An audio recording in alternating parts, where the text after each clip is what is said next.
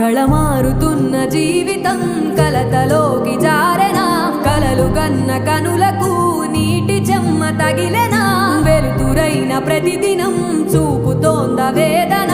అందమైన బతుకున అలజడి చలరేగెనా ఏమిటి నీ పాపం ఏమిటి నీ నేరం చీకటి ముసిరిందే చిటికల్లోనా తీరదు నీ శోకం మార